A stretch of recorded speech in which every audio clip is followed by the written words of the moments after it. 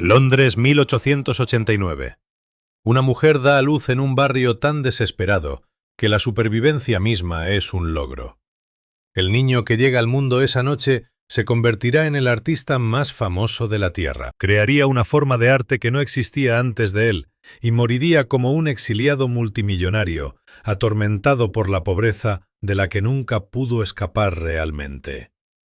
Su nombre era Charlie Chaplin, y la distancia entre donde empezó y donde terminó es casi imposible de creer. La habitación donde nació Charles Spencer Chaplin olía a repollo y a humedad podrida.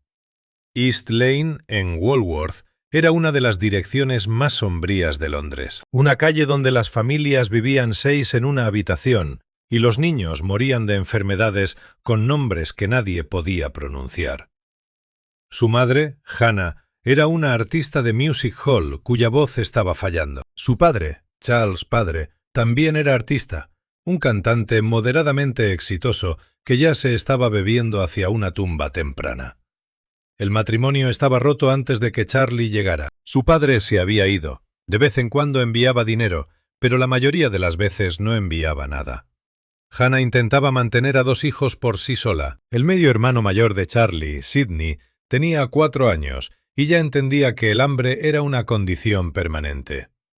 Los music halls eran el entretenimiento de la clase trabajadora, teatros bulliciosos donde los artistas cantaban, bailaban y contaban chistes a un público que tiraba cosas cuando estaba descontento. Hannah había sido buena en su momento. La gente recordaba su voz, su sentido del ritmo y su habilidad para cautivar al público. Pero algo andaba mal con sus cuerdas vocales.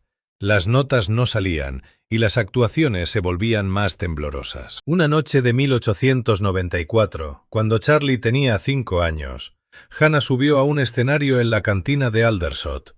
Los soldados del público habían estado bebiendo y querían que les valiera la pena el dinero. Hannah empezó a cantar, pero su voz se quebró, falló y murió en su garganta, y el público se volvió hostil con abucheos y risas. Alguien arrojó una moneda al escenario, y el gerente del teatro estaba desesperado. Agarró al niño pequeño que estaba en el lateral del escenario, el hijo de Hannah, Charlie, y lo empujó al escenario. El niño había visto el número de su madre durante años y conocía las canciones. Caminó hacia el centro del escenario y miró al mar de rostros hostiles. Y comenzó a cantar. Su voz era clara y fuerte, y los soldados se callaron. Entonces Charlie hizo algo extraordinario. Dejó de cantar, caminó hacia el borde del escenario y comenzó a recoger las monedas que estaban lanzando. Examinó cada una, comentando su valor y haciendo reír al público. Con 5 años y sin entrenamiento, estaba improvisando comedia. Los soldados rugieron con aprobación, arrojaron más monedas y Charlie las recogió, sus pequeñas manos llenándose de cobre. Miró hacia atrás a su madre, de pie en el lateral del escenario, su carrera terminando, y continuó actuando. Era la primera vez que estaba en un escenario, y también fue la noche que lo definiría todo. A partir de entonces, Hannah nunca volvió a actuar. Su voz se había ido, pero peor aún, su mente también comenzaba a perderse. La tensión de la pobreza, la humillación del fracaso y el terror de no poder alimentar a sus hijos, todo eso estaba fracturando algo dentro de ella. Pasaría gran parte del resto de su vida entrando y saliendo de manicomios. Perdida por una enfermedad mental que no tenía nombre ni cura en la Inglaterra victoriana, Charlie y Sidney fueron enviados a la escuela Hanwell. Para huérfanos y niños desamparados, técnicamente no era un orfanato porque su madre estaba viva, pero funcionalmente era lo mismo. La institución era enorme, albergaba a más de 1000 niños en dormitorios estilo cuartel. La comida era escasa, la disciplina era severa. Los niños que se portaban mal eran golpeados. Los niños que no podían seguir el ritmo simplemente eran abandonados. Charlie tenía 7 años. Más tarde describiría Hanwell como el lugar donde terminó su infancia. No había afecto aquí, ni bondad, solo una rutina agotadora de supervivencia institucional. Despertar a las 6, lavado con agua fría, gachas aguadas, trabajo manual, más gachas, dormir, repetir. Sidney, al ser mayor, lo tomó peor. Tramó una fuga, susurrando planes a su hermano menor en el oscuro dormitorio. pero no había un lugar al que escapar. Su madre estaba en el manicomio. Su padre estaba borracho en una habitación alquilada en algún lugar inalcanzable después de 18 meses. Hannah fue liberada del manicomio, declarada lo suficientemente cuerda para reclamar a sus hijos. La familia se reunió en una sola habitación en Pownall Terrace. Hannah intentó trabajar, cosiendo y haciendo cualquier trabajo a destajo que pudiera encontrar. Pero el dinero nunca era suficiente. Se mudaban de habitación en habitación, siempre un paso por delante del desalojo, siempre hambrientos. Charlie aprendió a robar comida. No de forma dramática, no robos, solo los pequeños hurtos desesperados de un niño hambriento. Una pieza de fruta de un carrito, pan de un mostrador de panadería. Una vez robó un trozo de tocino de la ventana de una carnicería y corrió por las calles aferrándose a él, convencido de que lo arrestarían, encarcelarían, colgarían. Las calles mismas se convirtieron en su educación. Observaba todo, la forma en que la gente caminaba, los gestos que hacían, la manera en que la emoción se manifestaba en la postura y el movimiento. Estudiaba al borracho que tropezaba al salir de los pubs, a las damas que se abrían paso entre el barro y los vestidos caros, a los policías que blandían sus porras. Cada tipo humano, cada gesto, cada detalle quedaba grabado en su memoria. En 1896, cuando Charlie tenía 7 años, su padre murió. Charles Chaplin padre tenía 37 años, su hígado había fallado, destruido por años de bebida. No dejó nada, ni dinero, ni posesiones de valor, nada que pudiera ayudar a su familia abandonada, solo un certificado de defunción y una tumba de pobre. El estado mental de Hannah se deterioró aún más. Comenzó a ver visiones, oír voces, hablar con personas que no estaban allí. Charlie llegaba a casa y la encontraba conversando con presencias invisibles o mirando fijamente la pared durante horas. Las autoridades la llevaron de vuelta al manicomio, pero esta vez no regresaría. Durante años, Charlie y Sidney estuvieron separados. Sidney fue enviado a un barco de entrenamiento para niños indigentes, un programa diseñado para convertir a niños de los barrios bajos en marineros mercantes. Charlie fue enviado de vuelta a Hanwell, luego transferido a otra institución. Luego a otra. Era un pupilo del Estado, un problema que debía ser procesado a través del sistema. Pero algo en Charlie se negaba a romperse, mientras otros niños sucumbían a la desesperación o al entumecimiento institucional. Siguió observando, siguiendo aprendiendo, almacenando observaciones. La forma en que un profesor en particular caminaba con una cojera, la forma en que la cara del director se ponía roja cuando se enfadaba, la forma en que el dolor se veía diferente del agotamiento. A los 9 años volvía a actuar, no oficialmente, no en escenarios, pero en las instituciones y asilos donde estaba recluido, imitaba a las autoridades. Entretenía a los otros niños y creaba breves momentos de risa en lugares diseñados para aplastar la alegría. Era supervivencia y algo más. Era el comienzo de entender que la actuación era poder. Sidney escapó de su barco de entrenamiento y localizó a su hermano menor. Los dos chicos, ahora adolescentes, decidieron que se abrirían su propio camino. No más instituciones, no más esperar a que los adultos los salvaran. Entrarían en los music halls, el mismo mundo que había destruido a su madre, y lo conquistarían. Sidney consiguió trabajo como camarero, luego como asistente de un artista. Charlie aceptaba cualquier empleo que encontraba. Vendía flores en las esquinas, trabajaba como ayudante de médico, cualquier cosa que pagara. Pero ahora observaba los music halls obsesivamente. Estudiaba los números, aprendía qué funcionaba y qué no.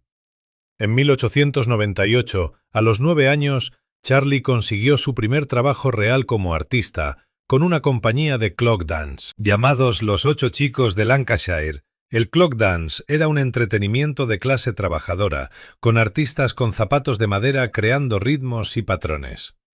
Charlie aprendió los bailes, pero más importante, aprendió a mantener la atención del público. Aprendió a hacer un gesto más grande para que las filas traseras pudieran verlo, y a sincronizar un movimiento para lograr el máximo efecto. La compañía hizo una gira, y Charlie vio Inglaterra más allá de Londres por primera vez. Había pueblos de provincias, ciudades industriales y balnearios costeros, y en todas partes los mismos music halls. Las mismas multitudes ruidosas y los mismos artistas desesperados tratando de evitar que les arrojaran basura. Se hizo mayor, cambiaba de empleo, siempre actuaba cuando podía. Interpretó a Billy el Botones en Sherlock Holmes, un papel pequeño en una producción de gira. Aprendió a actuar, a crear un personaje, a sostener una actuación durante toda una noche. El escenario ya no era solo un lugar para ganar dinero, era su hogar, el único lugar donde se sentía completamente vivo. Mientras tanto, Sidney había conseguido trabajo con una prestigiosa compañía de comedia dirigida por Fred Karno. Las compañías de Karno eran conocidas por la comedia física, bocetos de pantomima con diálogo mínimo. Eran populares y rentables, y Karno siempre estaba buscando talento. En 1908, cuando Charlie tenía 19 años, Sidney le consiguió una audición. Charlie interpretó una rutina de borracho que había estado desarrollando. Un personaje tambaleándose y titubeando, tratando de mantener la dignidad mientras perdía el control de su propio cuerpo. Era divertido y triste al mismo tiempo, basado en todos los borrachos que había visto en los barrios bajos de Londres, y Karno lo contrató de inmediato. Las compañías de comedia de Fred Karno fueron el campo de entrenamiento para algunos de los mejores artistas de la época, y los bocetos eran completamente físicos, silenciosos, excepto por efectos de sonido ocasionales. Los artistas tenían que comunicarlo todo a través de gestos, expresiones y movimiento. Para Charlie, que había estado observando el comportamiento humano obsesivamente desde la infancia, era perfecto. Empezó con papeles pequeños, pero su talento era evidente. En cuestión de meses, interpretaba papeles principales y en un año era la estrella del boceto más popular de Karno, A Night in an English Music Hall, interpretando a un borracho que interrumpe una función de teatro. El personaje era caótico y refinado a la vez. Un caballero reducido al absurdo, pero sin perder nunca un núcleo de dignidad. La rutina haría una gira por Estados Unidos y ese solo hecho parecía imposible para el chico de Pownall Terrace. Pero estaba sucediendo en 1910. Charlie Chaplin abordó un barco con destino a Nueva York, dejando Inglaterra por primera vez, llevando solo un pequeño baúl de pertenencias y un repertorio de personajes desarrollados en barrios bajos, instituciones y music halls baratos. Estados Unidos era abrumador, y Nueva York era más grande, más rápida, más ruidosa de lo que Londres le había preparado. Los edificios arañaban el cielo, las calles rebosaban de inmigrantes de todas las naciones, y los teatros eran palacios comparados con los sórdidos salones que conocía. La compañía Karno hizo una gira por Estados Unidos, actuando a casa llena, y el público estadounidense amaba la comedia física, la pantomima, el caos coreografiado con precisión. Amaban a Charlie, y su personaje de borracho se volvió legendario, imitado por otros artistas y discutido en los periódicos entre giras. Charlie exploró ciudades estadounidenses, absorbiéndolo todo. El ritmo de vida aquí era diferente. La gente se movía más rápido, hablaba más rápido y parecía creer que todo era posible. El optimismo era embriagador para alguien que había crecido sin esperar nada. En 1912, durante la segunda gira estadounidense, ocurrió algo que lo cambiaría todo. Un hombre llamado Adam Keystone estaba en el público de un teatro de Filadelfia. Keystone era un productor de cine que trabajaba para una nueva empresa llamada Keystone, que hacía cortometrajes de comedia. Vio actuar a Charlie, y no solo vio a un comediante de escenario, sino a alguien cuya fisicalidad se traduciría al nuevo medio del cine. Kessel se acercó a Charlie después del espectáculo y le ofreció un trabajo en California, haciendo películas para Keystone. El dinero era extraordinario, $150 a la semana, más de lo que Charlie jamás había imaginado ganar. La trampa era que tendría que dejar la compañía de Karno. Tenía que dejar la seguridad del trabajo en el escenario y apostar por esta nueva tecnología que la mayoría de la gente aún consideraba una novedad. Charlie dudó. El cine era incierto y la mayoría de los artistas lo menospreciaban, considerándolo un entretenimiento tosco para inmigrantes que no entendían los diálogos en inglés. Pero el dinero era real, y algo en Charlie reconoció que este nuevo medio podría ser importante. En noviembre de 1913, Charlie Chaplin tomó un tren hacia el oeste a través de Estados Unidos, hacia un lugar llamado Hollywood. Nunca había oído hablar de él antes. Keystone hizo la oferta que la mayoría de la gente no había hecho. Era solo un suburbio de Los Ángeles, donde algunas compañías cinematográficas se habían instalado, porque el clima era bueno y la tierra era barata. El viaje en tren duró días. Charlie observaba el país pasar por su ventana. Granjas dando paso al desierto, montañas elevándose y descendiendo. Tenía 24 años, dejando atrás todo lo que conocía por una tecnología que no entendía. Cuando llegó a Los Ángeles, el sol era desorientador. Londres había sido gris. Nueva York había sido gris. California era implacablemente brillante, la luz dura y clara de una manera que lastimaba sus ojos. Palmeras bordeaban las calles y el aire olía a naranjas y polvo. Los estudios Keystone no eran impresionantes.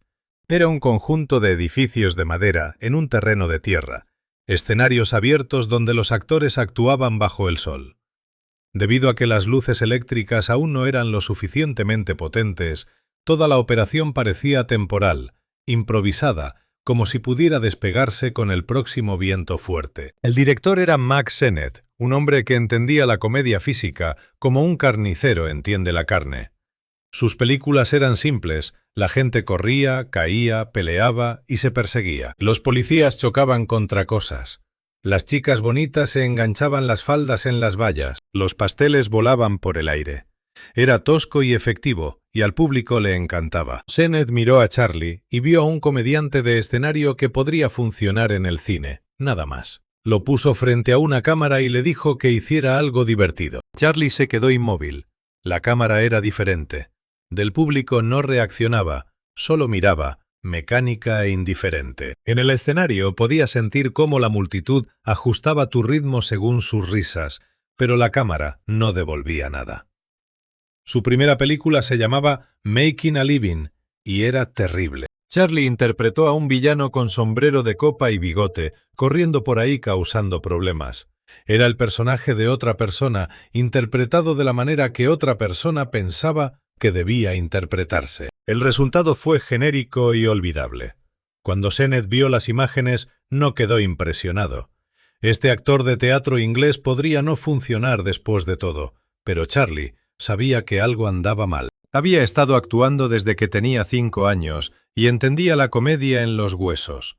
El problema no era él. El problema era que estaba tratando de ser otra persona. Para su segunda película, Charlie pidió si podía desarrollar su propio personaje. Sennett aceptó, probablemente porque no tenía nada que perder.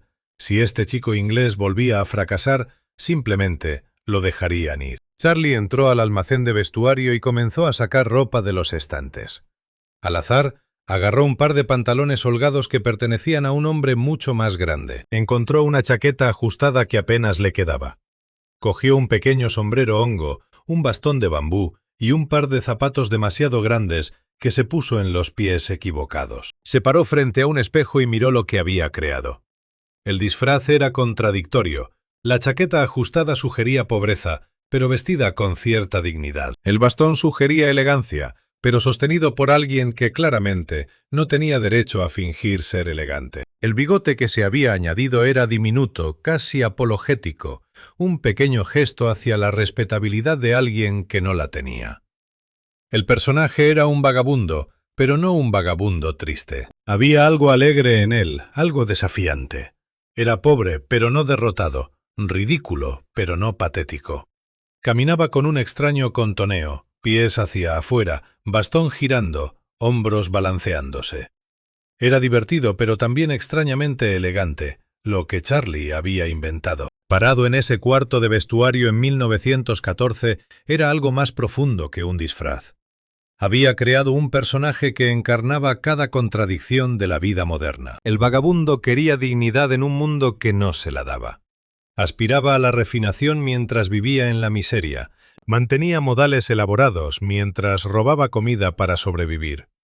Se enamoraba de hermosas mujeres que estaban completamente fuera de su alcance. El personaje era la infancia de Charlie hecha universal.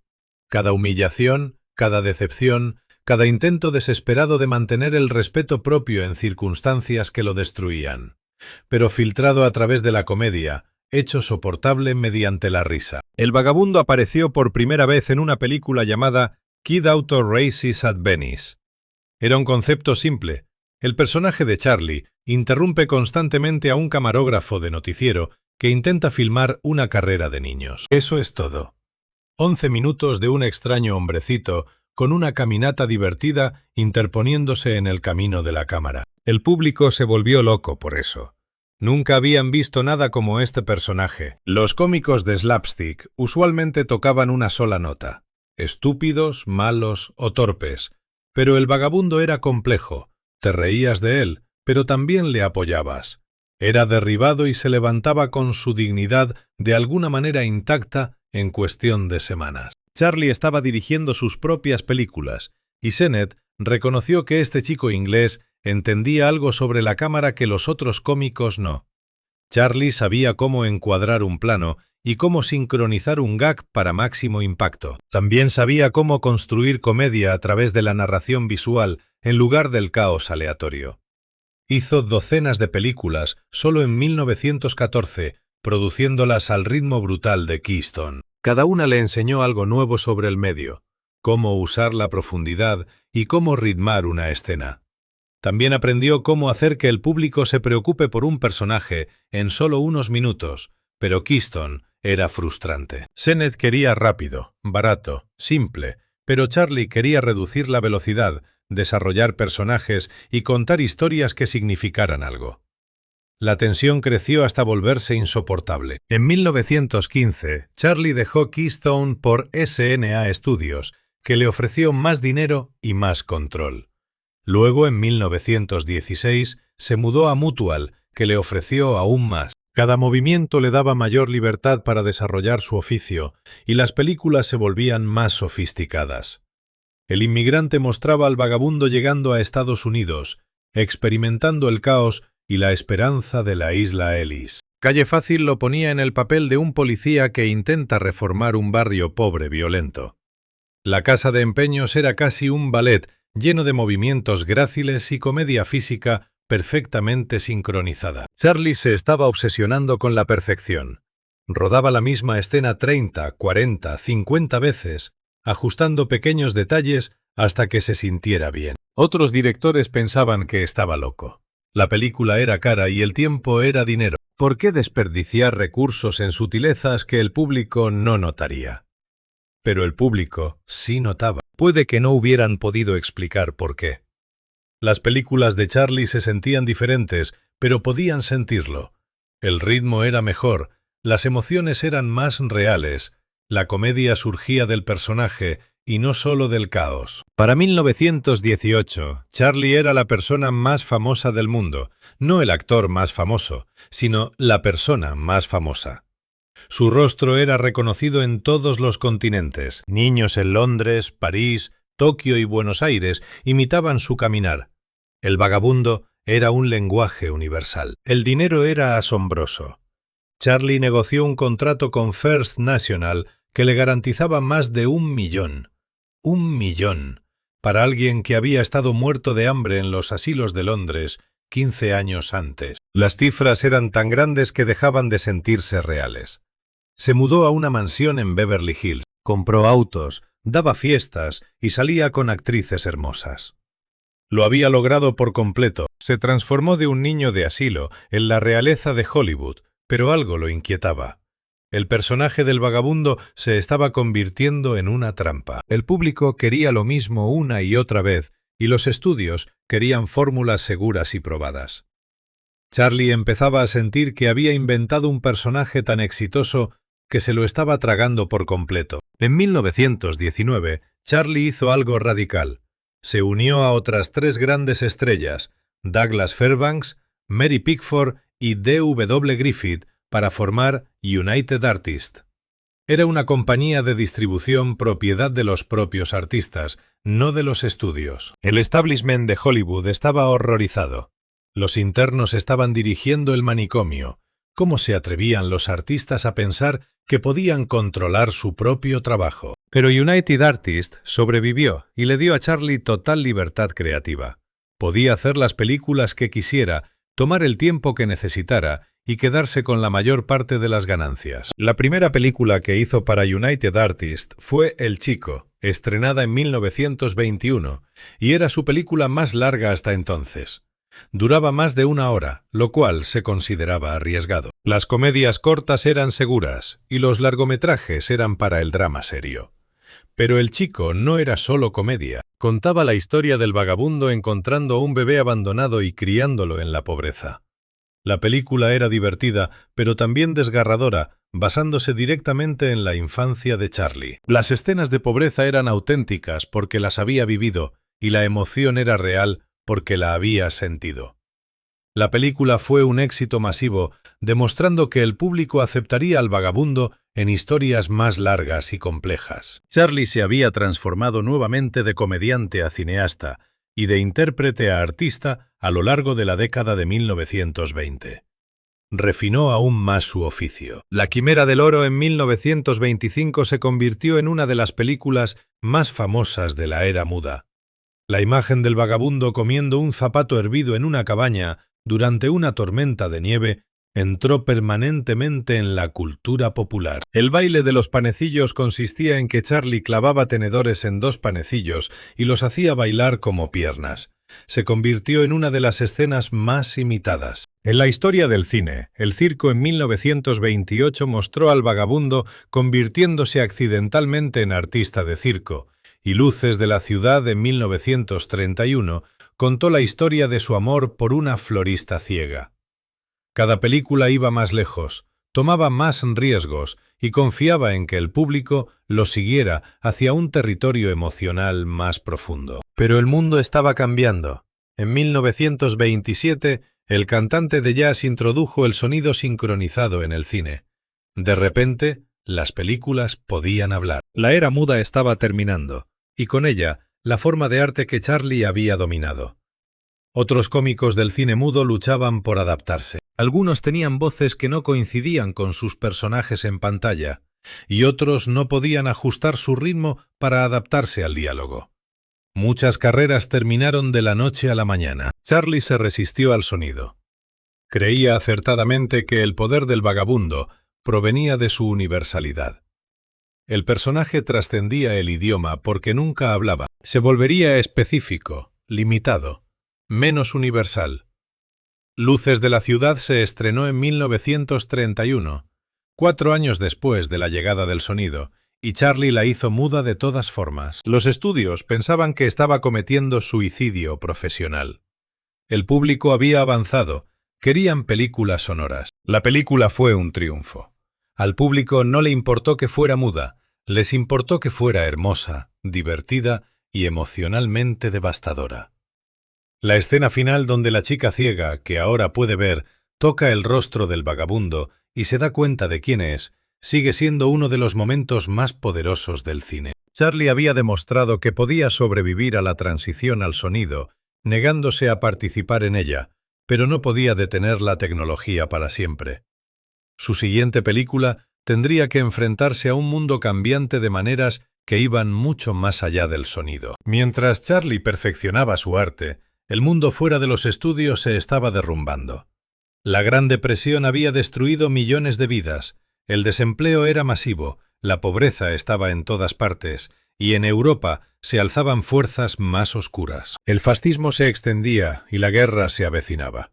El vagabundo, ese personaje de pobreza simple y sueños simples, de repente parecía inadecuado para el momento. Charlie iba a tener que decidir qué significaba su arte en un mundo que se estaba desgarrando. En 1936, Charlie Chaplin tomó una decisión que definiría el resto de su carrera. Haría una película sobre la sociedad industrial moderna, sobre las máquinas y la pobreza y la deshumanización de los trabajadores. La llamaría Tiempos Modernos, y sería la última aparición pura del vagabundo. La película comienza con una de las imágenes más famosas que Chaplin creó. Los trabajadores entran a una fábrica como ovejas siendo pastoreadas. El vagabundo trabaja en una línea de montaje, apretando tornillos a medida que pasan. El ritmo se acelera y él no puede seguir el paso. La máquina lo engulle y lo arrastra a través de sus engranajes. Es una visión de pesadilla del capitalismo industrial, de seres humanos reducidos a engranajes en una maquinaria que no controlan. La película tenía efectos de sonido y música, pero el vagabundo aún no hablaba en diálogos convencionales. Charlie había encontrado un compromiso. La película existía en un extraño espacio entre el cine mudo y el sonoro, utilizando las herramientas de ambos sin comprometerse completamente con ninguno. Pero ¿qué hizo de Tiempos Modernos algo realmente radical? No fue su enfoque técnico, fue su política, y la película mostraba a trabajadores en huelga, mostraba brutalidad policial y al vagabundo liderando accidentalmente una manifestación comunista tras recoger una bandera roja que se había caído de un camión. En la América de la Gran Depresión, la organización laboral y el conflicto de clases dominaban los titulares. No era una alegoría sutil. Charlie estaba tomando partido. La película fue prohibida en Alemania e Italia, donde los gobiernos fascistas la veían como propaganda comunista. En Estados Unidos, grupos conservadores protestaron, y el FBI abrió un expediente sobre Chaplin que crecería hasta casi 2000 páginas en las décadas siguientes. Charlie siempre había sido político. A su manera, el vagabundo era inherentemente una figura política, un símbolo de los pobres y desposeídos. Pero Tiempos Modernos hizo esa política explícita, inevitable, y le granjeó a Charlie enemigos de los que nunca se libraría del todo. La película terminaba con el vagabundo y una joven, ambos marginados, caminando por un camino hacia un futuro incierto. Era un final sin resolución, sin el milagro tradicional de Chaplin que salvaba el día. El mundo era más oscuro ahora. El optimismo simple no bastaba. Charlie sabía que la era del vagabundo estaba terminando. Su siguiente película sería diferente, más ambiciosa, más peligrosa, más necesaria.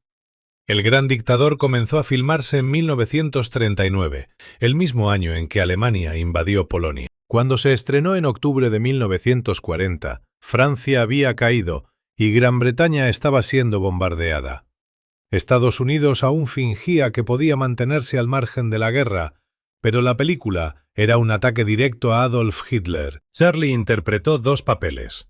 Un barbero judío que se parece exactamente a Adenoid Hynkel, el dictador de Tomania. El parecido entre Charlie y Hitler se había notado durante años. Ambos tenían el bigote pequeño. Ambos nacieron con días de diferencia en 1889. Charlie decidió usar ese parecido como un arma y la película se burlaba de Hitler sin piedad. Hynkel habla en galimatías que suena alemán, pero es puro sinsentido, y baila con un globo terráqueo, soñando con la conquista del mundo hasta que el globo explota, hace berrinches como un niño. La representación fue devastadora precisamente porque era divertida. Hitler quería ser temido, pero Charlie lo hizo ridículo. Pero la película fue más allá de la burla. Confunden al barbero judío con Hynkel y lo obligan a dar un discurso ante enormes multitudes que esperan al dictador. Charlie pronunció un monólogo de 6 minutos directamente a la cámara, al público, al mundo. Pero no quiero ser emperador, ese no es mi asunto. No quiero gobernar ni conquistar a nadie. Me gustaría ayudar a todos, si es posible. El discurso abandonó todo pretexto de comedia, y Charlie habló sobre la bondad humana, la necesidad de luchar contra la tiranía y la elección entre esperanza y desesperación. Fue la declaración política más directa que cualquier gran cineasta hubiera hecho jamás. El odio de los hombres pasará, y los dictadores mueren, y el poder que le quitaron al pueblo volverá al pueblo. Y mientras los hombres mueran, la libertad nunca perecerá. La última línea estaba dirigida a los soldados que luchaban contra el fascismo. Miren hacia arriba, miren hacia arriba. Las nubes se están disipando. El sol está abriéndose paso, y estamos saliendo de la oscuridad hacia la luz. El discurso dividió al público entonces, y los divide ahora. Algunos lo encontraron poderoso y necesario. Otros pensaron que era ingenuo y moralizante, que Charlie había abandonado el arte por la propaganda. La película convirtió a Charlie en un blanco y el expediente del FBI sobre él se volvió más grueso. Grupos conservadores lo llamaron simpatizante comunista. Los aislacionistas lo acusaron de intentar arrastrar a Estados Unidos a una guerra extranjera. A Charlie no le importó. Había dicho lo que había que decir. Y la película fue un enorme éxito comercial, demostrando que el público estaba listo para un entretenimiento que tomara la guerra en serio. Pero la vida personal de Charlie estaba a punto de implosionar de maneras que harían que sus controversias políticas parecieran menores. Charlie Chaplin siempre había tenido relaciones complicadas con las mujeres. Para 1940 ya se había casado 3 veces, cada vez con mujeres mucho más jóvenes, y cada matrimonio terminó mal. Su primer matrimonio, a los 29 años, fue con Mildred Harris, de 16 años. Duró 2 años. El segundo, a los 35, fue con Lita Gray, de 16 años. Ese matrimonio produjo 2 hijos y un amargo divorcio que se convirtió en una sensación de los tabloides. Su tercer matrimonio, a los 47 años, fue con Paulette Goddard, de 21 años, su coprotagonista en Tiempos modernos, que terminó en 1942. Luego, en 1942, Charlie salió brevemente con Joan Barry, una aspirante actriz de 22 años. Joan Barry presentó una demanda de paternidad alegando que él era el padre de su hija. Los análisis de sangre demostraron que Charlie no era el padre. Las pruebas fueron concluyentes, científicas e irrefutables, pero los tribunales de California en ese momento no aceptaban la evidencia de análisis de sangre. El jurado falló a favor de Barry. Se ordenó a Charlie pagar manutención por un hijo que la biología demostró que no era suyo. El escándalo fue enorme. El FBI, que ya investigaba a Charlie por su política, se sumó J. Edgar Hoover, quien impulsó personalmente el enjuiciamiento bajo la Ley Mann. La Ley Mann es una ley contra el transporte de mujeres a través de las fronteras estatales con fines inmorales. Charlie le había comprado a Joan Barry un billete de tren de Los Ángeles a Nueva York. El hecho de que esto ocurriera 2 años antes de la supuesta relación y que Barry hubiera viajado sola no importó. El gobierno quería destruir a Charlie Chaplin. El juicio fue un circo y la prensa cubrió cada detalle. Las relaciones de Charlie con mujeres jóvenes, sus opiniones políticas y su negativa a convertirse en ciudadano estadounidense se utilizaron en su contra. Había vivido en Estados Unidos durante 30 años. Fue absuelto de los cargos de la Ley Mann, pero el daño estaba hecho. El inmigrante más famoso de Estados Unidos, cuyo vagabundo había encarnado la humanidad universal, era ahora visto por muchos como un degenerado moral y un posible comunista durante esta pesadilla. Charlie conoció a Una O'Neill. Ella tenía 18 años, él 53, y era hija del dramaturgo Eugene O'Neill. Se casaron en 1943 y, sorprendentemente, de manera improbable, funcionó. Permanecieron casados hasta la muerte de Charlie, tuvieron 8 hijos y, según todos los informes, fueron genuinamente felices. El padre de Una la repudió por casarse con Chaplin y nunca volvió a hablarle.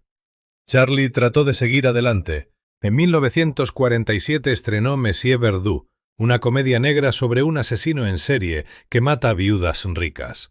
La película fue el intento de Charlie de decir algo sobre el capitalismo, sobre cómo la sociedad crea monstruos, sobre la delgada línea entre los negocios y el asesinato. El personaje dice sin rodeos que un asesinato te convierte en villano, pero 1 millón de asesinatos te convierte en héroe si eres un general estadounidense.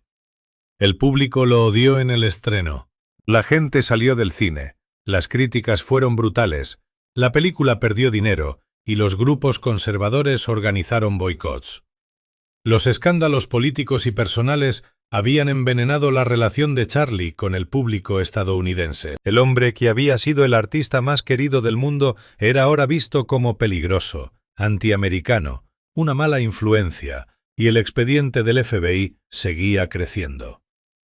El JUAC, el Comité de Actividades Antiestadounidenses de la Cámara, estaba intensificando sus investigaciones sobre el comunismo en Hollywood. El nombre de Charlie estaba cerca de la cima de su lista.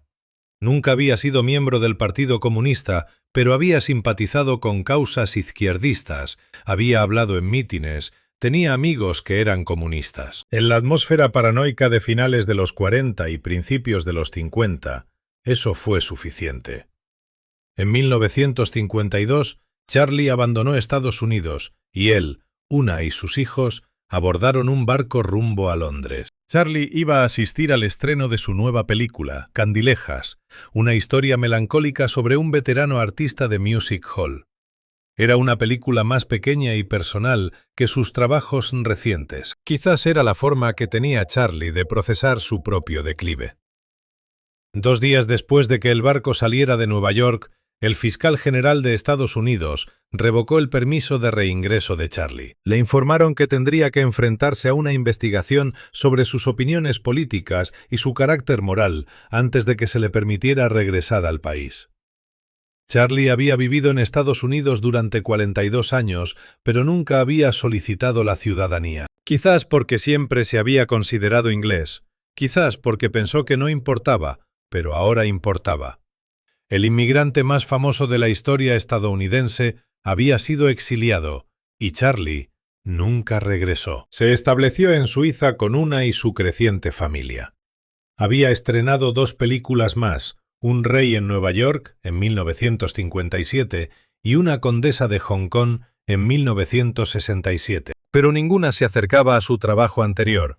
El exilio había roto algo, la creatividad que lo había impulsado desde la infancia, que había sobrevivido a la pobreza, la pérdida y el escándalo, no pudo sobrevivir al rechazo del país.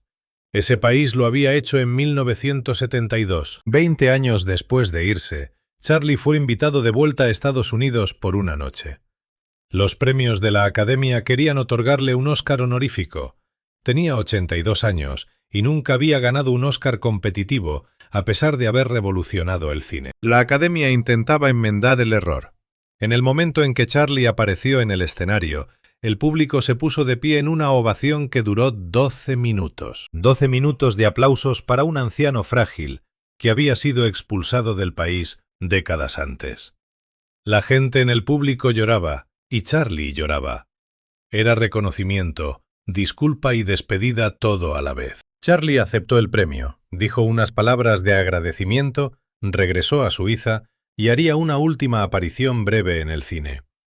Tuvo un pequeño papel en Una condesa de Hong Kong en 1967, pero esa ceremonia de los Oscar de 1972 fue su verdadera despedida del público. Murió el día de Navidad de 1977 en su casa en Suiza, rodeado de su numerosa familia, a los 88 años. Periódicos de todo el mundo publicaron obituarios describiéndolo como la primera estrella de cine internacional y el hombre que había inventado la comedia cinematográfica. Fue la persona más famosa del siglo XX, pero esos obituarios no podían capturar lo que Charlie Chaplin realmente había hecho. Había tomado un nuevo medio, que apenas tenía una década cuando empezó, y había mostrado lo que podía llegar a ser. Había demostrado que el cine podía ser arte, que la comedia podía transmitir emociones genuinas, que un personaje sin palabras podía hablarle a todos. El vagabundo era más que un personaje, era una filosofía. Sostenía que la dignidad sobrevive a la pobreza y que la bondad importa más que el éxito.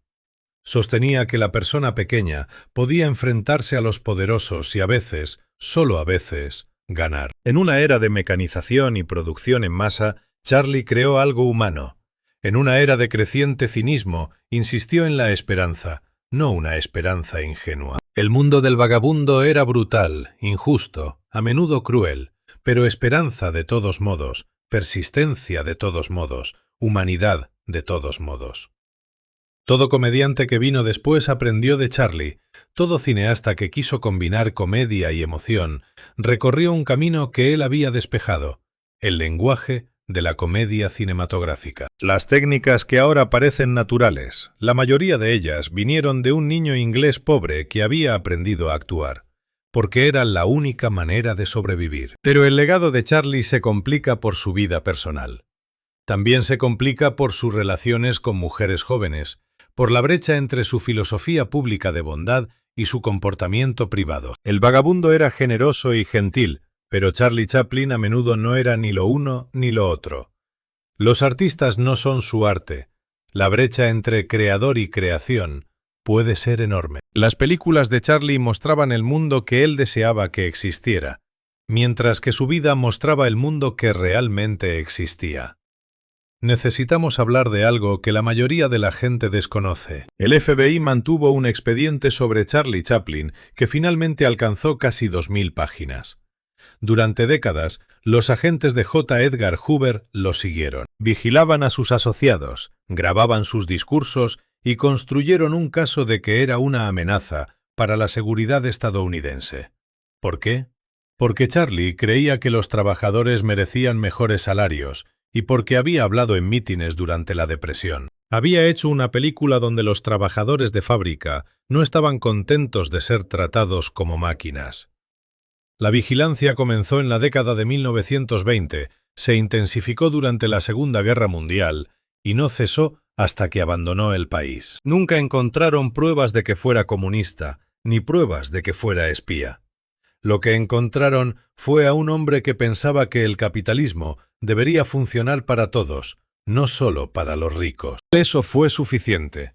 La maquinaria del poder estatal, la misma que Charlie había satirizado en tiempos modernos, se volvió contra él. Y funcionó. Lo expulsaron. Pero esto es lo extraño. El gobierno estadounidense estaba creando archivos sobre la política de Charlie. Millones de estadounidenses veían sus películas y encontraban algo que les hablaba directamente. El vagabundo no daba discursos sobre sistemas económicos, solo intentaba sobrevivir en un mundo que parecía diseñado para aplastar a personas como él. Y el público de todas partes reconocía ese mundo. Vivían en él. La desconexión era total. El gobierno veía a un radical peligroso, pero el público se veía a sí mismo. Charlie había hecho algo que aterraba a los poderosos. Había hecho visibles la pobreza y la lucha sin hacerlas patéticas. El vagabundo mantenía la dignidad a pesar de no tener nada y se negaba a aceptar que sus circunstancias definieran su valor. En películas como Luces de la ciudad y Tiempos modernos, Charlie mostró que el problema no eran los pobres. El problema era un sistema que creaba pobreza mientras producía abundancia. No necesitabas entender la teoría económica para captar ese mensaje. Solo necesitabas haber trabajado por salarios bajos o haber tenido dificultades para pagar el alquiler, o haber sentido que el mundo era indiferente a si sobrevivías. La situación del vagabundo era tu situación.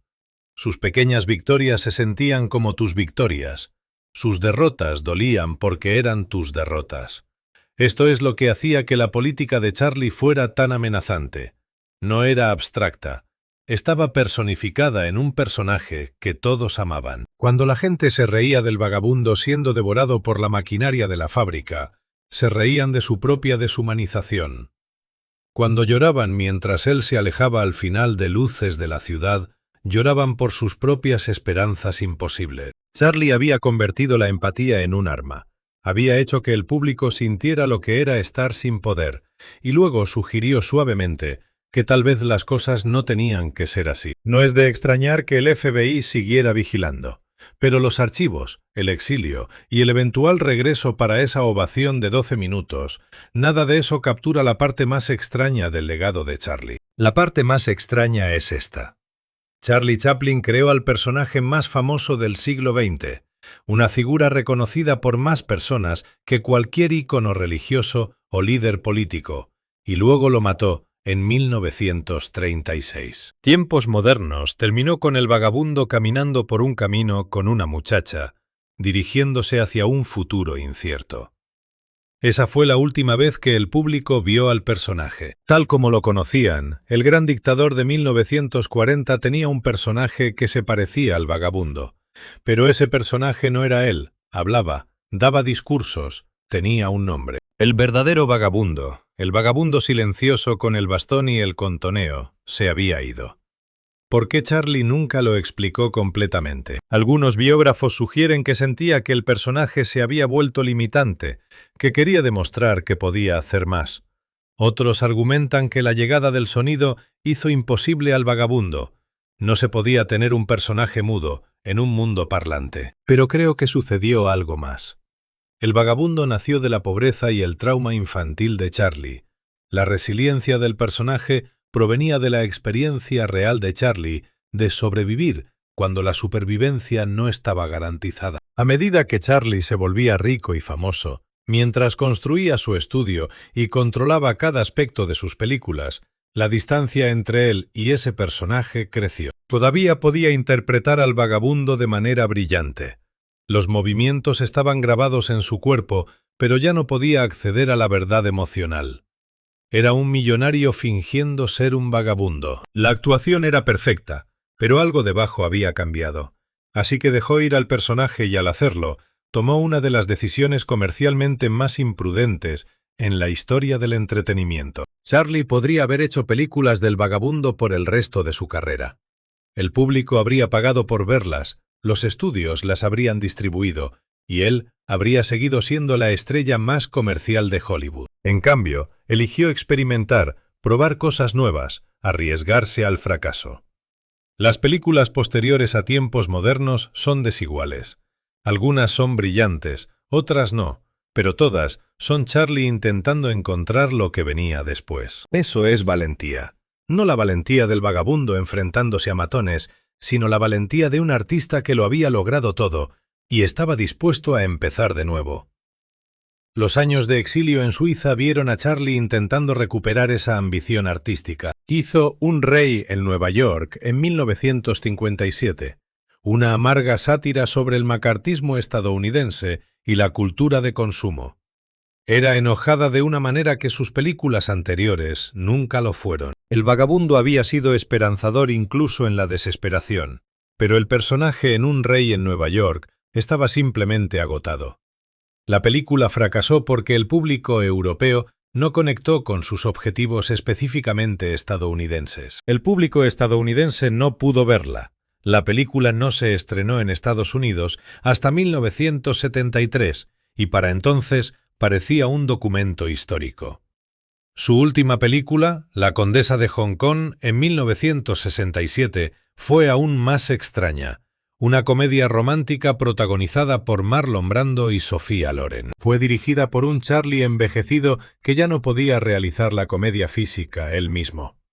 Tenía que describir lo que quería y ver a otros intentarlo. La película es hermosa en algunas partes y completamente muerta en otras. Los críticos la destrozaron y el público la ignoró. El último intento cinematográfico de Charlie terminó en un fracaso comercial y crítico. Se retiró a su propiedad en Suiza y dejó de intentarlo. La última década de la vida de Charlie fue tranquila. Vivió con Una y sus hijos en una gran casa con vistas al lago Le Mans. Recibía visitas, veía películas y pasaba tiempo con su familia. Ocasionalmente hablaba de nuevos proyectos, pero nada resultó de ellos. El impulso creativo que lo había impulsado durante 6 décadas finalmente se agotó. En 1975, la reina Isabel lo nombró caballero, Sir Charles Chaplin.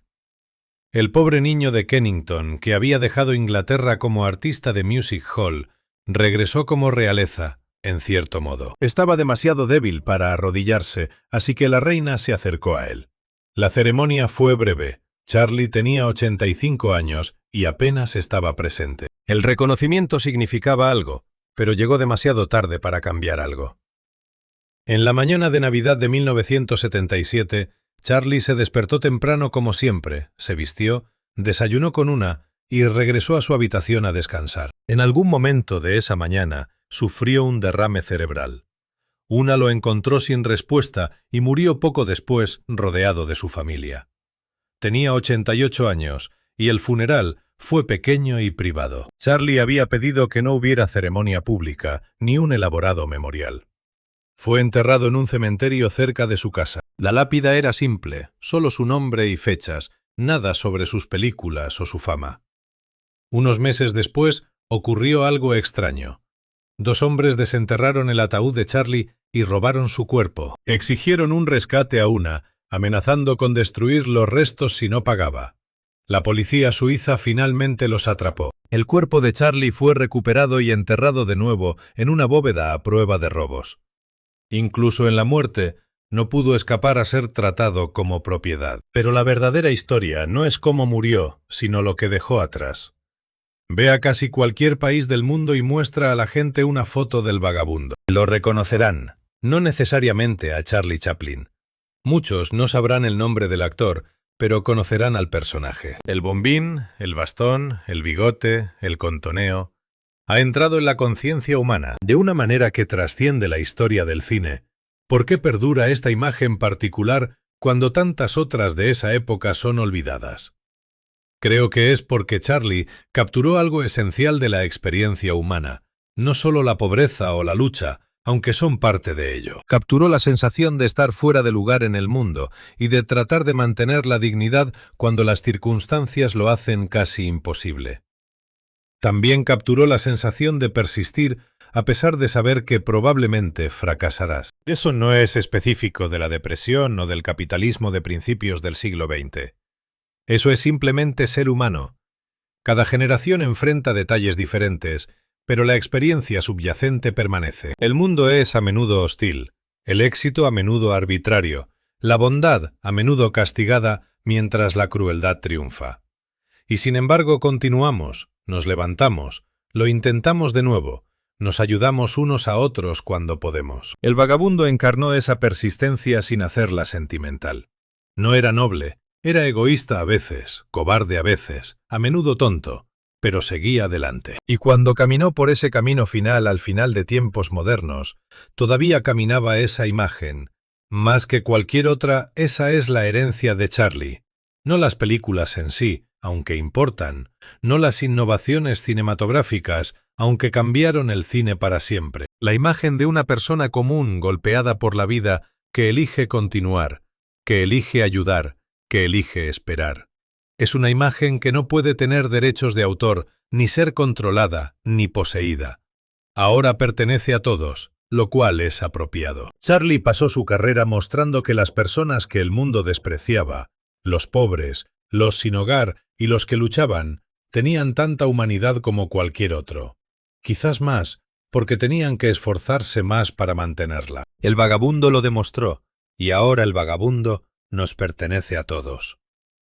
Es el obrero de fábrica en tiempos modernos, brazos sacudiéndose incontrolablemente después de horas apretando tornillos, y la florista en luces de la ciudad. Bailey Eving, que piensa que el vagabundo es millonario porque no puede verlo. Es el niño aprendiendo a sobrevivir. En las calles de una ciudad que no se preocupa, estas imágenes se quedan porque son verdaderas, no verdaderas factualmente, sino verdaderas emocionalmente. Charlie conocía la pobreza, conocía el hambre, sabía lo que se sentía ser invisible para las personas que tenían poder. Conocía la extraña dignidad de sobrevivir a pesar de todo, y puso ese conocimiento en la pantalla de una manera que no requería lenguaje ni explicación. Solo mirabas y entendías. Eso es arte, no artesanía. Aunque Charlie era un maestro artesano, no entretenimiento, aunque sus películas siguen siendo entretenidas. El arte toma la experiencia humana y la transforma en algo que revela verdades que quizás no habríamos podido articular de otra manera. Charlie hizo eso. Un niño inglés pobre sin educación formal aprendió a actuar en salas de música y se abrió camino hasta Hollywood. Creó un arte que perdurará más que todo lo demás. De su época, las estrellas de su generación son olvidadas y los estudios que lo emplearon han desaparecido. Los sistemas políticos que criticó han cambiado o colapsado, pero el vagabundo permanece, caminando por caminos interminables, girando su bastón. Se quita el sombrero ante un mundo que apenas lo nota, y sigue aquí, sigue caminando, sigue intentando. El hombre que creó esa imagen vivió hasta 1977. Vale la pena recordarlo. Charlie Chaplin no era una figura de la historia antigua, vivió ambas guerras mundiales. Vivió la Guerra Fría, la carrera espacial y Vietnam, y vio a los Beatles, el Watergate y Star Wars. El mundo cambió por completo múltiples veces durante su vida, y a través de todo, la gente siguió viendo sus películas. Nuevas generaciones descubrieron al vagabundo. Eso es raro. La mayoría de los artistas son productos de su momento. Su obra habla de circunstancias específicas, ansiedades específicas, tecnologías específicas. Cuando eso cambia, la obra se convierte en artefacto histórico en lugar de arte vivo. Las películas de Charlie deberían haberse convertido en artefactos, pero el cine mudo murió en 1930. La depresión que hizo resonar tiempos modernos, las condiciones sociales que crearon el mundo del vagabundo, se transformaron hasta lo irreconocible. Sin embargo, las películas no se convirtieron en piezas de museo, se mantuvieron vivas. ¿Por qué? Porque Charlie entendió algo que la mayoría de los cineastas pasaron por alto. Entendió que la especificidad crea universalidad, y cuanto más precisamente capturas una experiencia particular, una verdad particular, más resuena con todos.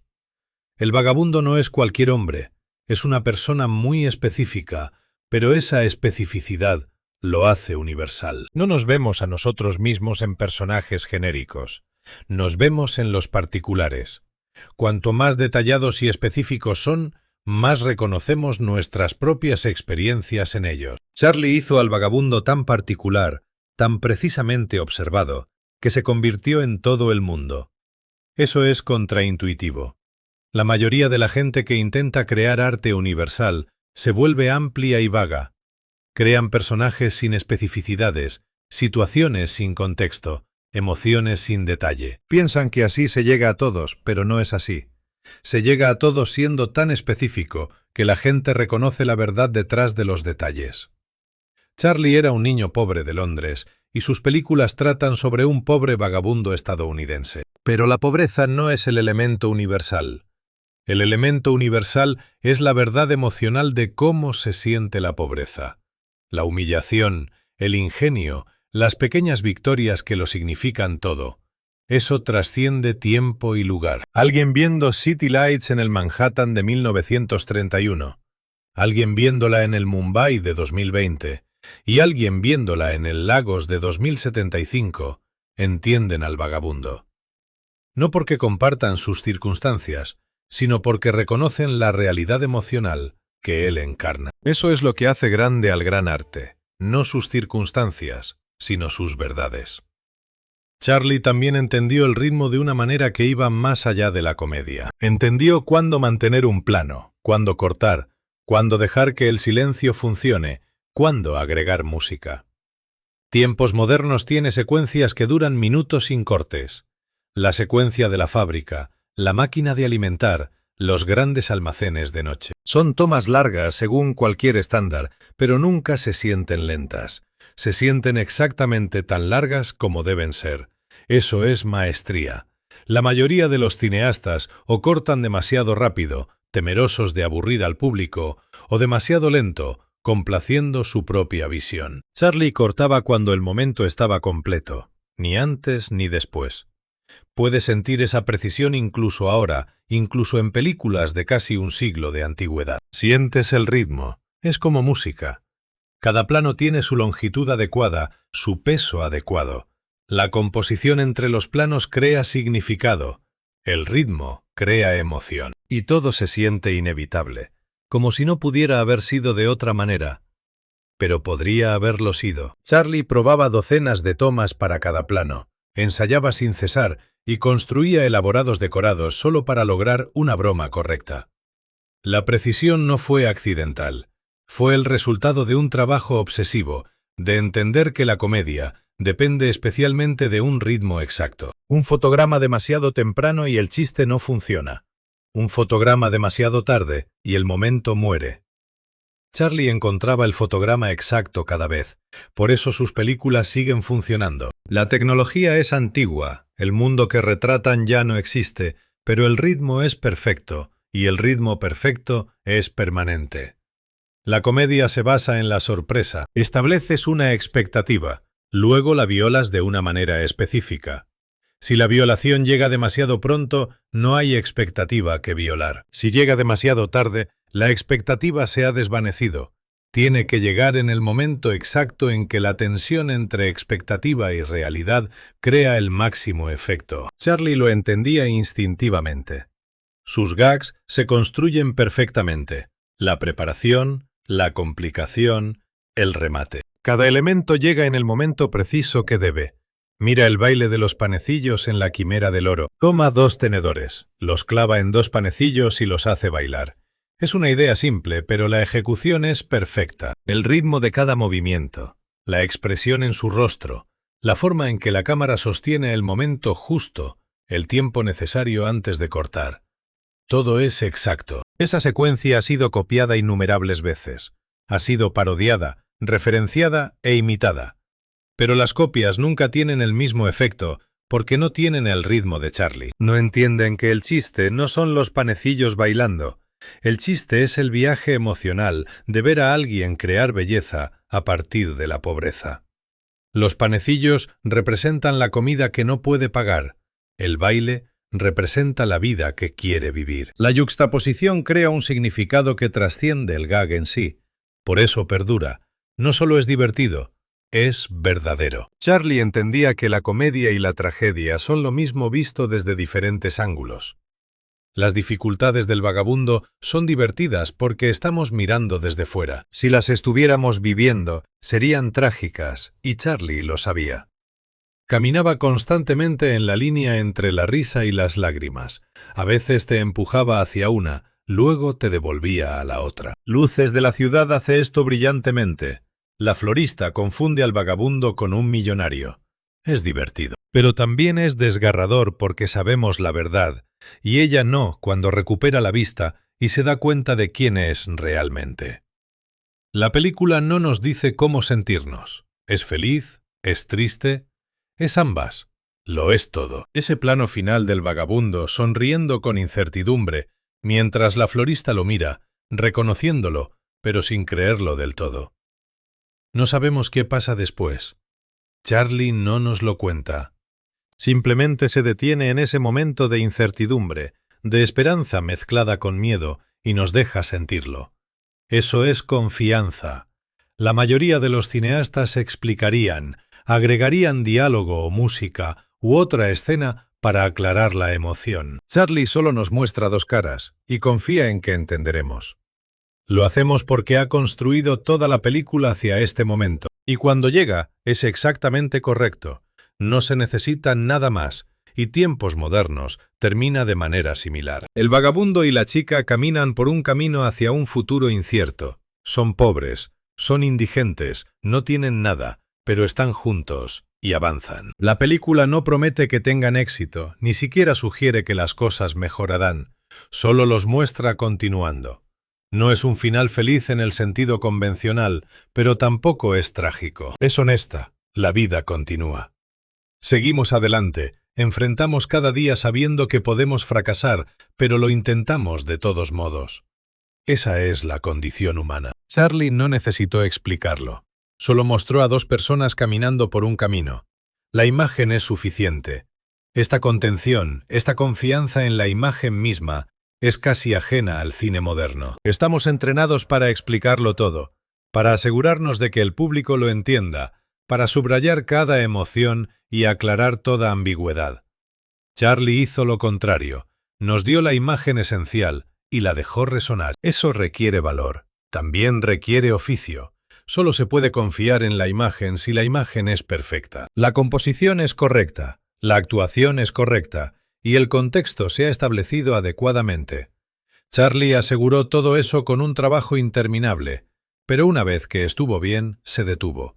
No añadió, no explicó. Confió en que el trabajo que había hecho perduraría. Así fue, y esas imágenes finales aún perduran. El vagabundo alejándose hacia futuros inciertos se ha vuelto icónico. Todos lo conocen, incluso si nunca han visto las películas. Han entrado en el inconsciente colectivo. Representan algo sobre la persistencia humana que no se puede expresar con palabras, pero que todos reconocen. Ese es el logro máximo para cualquier artista, crear una imagen tan poderosa que se vuelva parte de cómo nos entendemos a nosotros mismos. Charlie hizo eso múltiples veces. El propio vagabundo es una de esas imágenes. Puedes describirlo, enumerar sus características, explicar sus orígenes, pero nada de eso captura lo que representa. Simplemente está ahí en nuestro imaginario colectivo, representando algo que todos entendemos, pero que no terminamos de articular. Quizá por eso, Charlie mismo lo dejó atrás finalmente. Después de Tiempos modernos, dejó de interpretar al personaje. Su siguiente película, El Gran Dictador, presentaba un personaje que se parecía al vagabundo, pero no era él. Luego, Monsieur Verdot, donde interpretó a una persona completamente diferente. Luego Candilejas. Luego Un rey en Nueva York. Todos personajes diferentes. Charlie siguió adelante, pero el mundo no. El vagabundo siguió siendo la imagen definitiva. Todo lo demás que Charlie hizo se midió en comparación con ese personaje. Sus películas posteriores fueron admiradas por la crítica, pero nunca alcanzaron la misma saturación cultural. Es como si Charlie hubiera creado algo tan poderoso que consumió su propia capacidad de crear cualquier otra cosa que resonara con la misma profundidad. Ese es un destino extraño para un artista, ser definido para siempre por el trabajo que hiciste en la primera mitad de tu carrera. Saber que nada de lo que crees después, ¿alguien logrará alguna vez el mismo impacto? Muchos artistas enfrentan esto. Tienen su momento de alineación perfecta entre su visión y las necesidades de la cultura. Luego la cultura avanza, o ellos avanzan, y la alineación se pierde. La alineación de Charlie ocurrió temprano, y para cuando tenía 40 años ya había creado la obra que lo definiría para siempre. Tuvo 40 años más de vida e hizo películas durante esos años, buenas películas, pero fueron notas al pie del vagabundo. ¿Le molestó eso?